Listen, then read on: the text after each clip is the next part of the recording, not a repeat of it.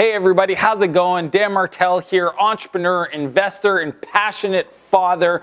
Today I want to talk to you guys about something that I get asked all the time, and that's how do I discover my passion, my gift, my purpose in life? And it's such a big question that, you know, I don't even feel like I could do it justice, but what I want to do today is at least share some ideas, share some thoughts around questions or things that you can think about that might help you get on track. You know, when I started my first company, Maritime Vacation, you know, I had no passion for building a vacation rental site.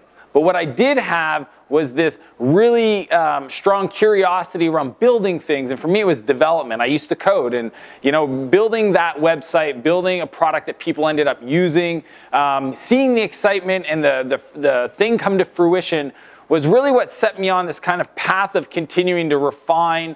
You know, if you think about a camera, like refine the aperture and focus on what my life purpose was. And I felt like every company since then, I've done 5, were always this opportunity to kind of make things better. So today I want to share 3 strategies that I've heard over the years from super smart people that will help you kind of think through these different things to get you going and discovering your purpose and passion and your gift in life. The first one is the intersection of 3 key areas. One is human needs you're passionate about. So think about the areas of life. Maybe it's you know, the education, maybe it's transportation. I mean, just think about these human needs that exist and which ones you care about most. The second one is, what is your unique gift? What do you feel that you're really talented at? What thing do you do that you just love to do? That is your unique gift. And then the third one is the thing you're most passionate about. Right? And it's interesting because for some people, those are 3 different things.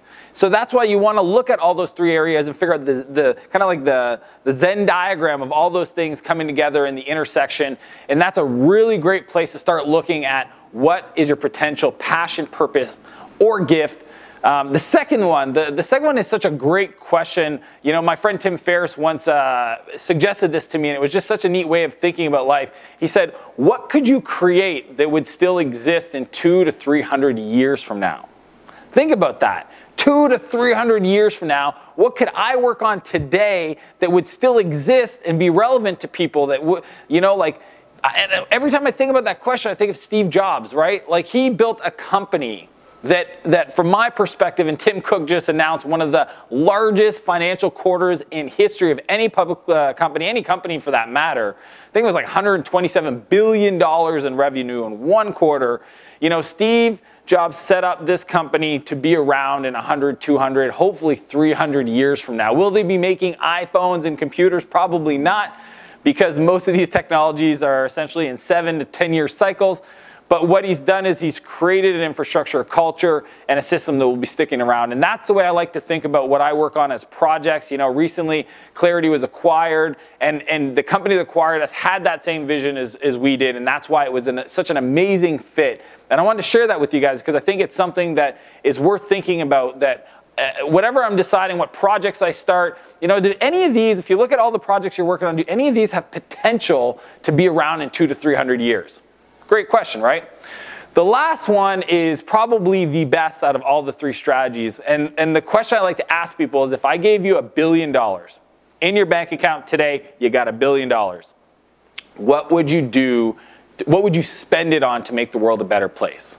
Right? You don't have to wait till you're a billionaire or you have a lot of money. Pretend I gave you $1 billion. What would you spend it on? How would you get leverage? Where would you invest that money to make the world a better place?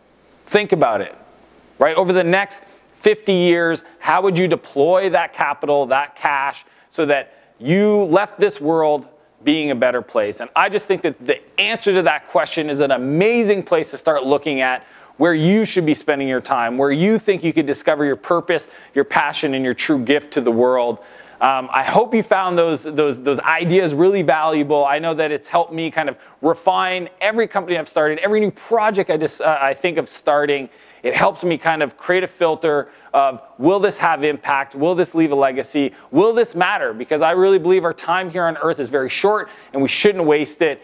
Make every day count. I'd love to hear from you in the comments below. Let me know what idea or suggestion or takeaway was biggest for you. I'd love to hear from you in the comments below. Leave a comment.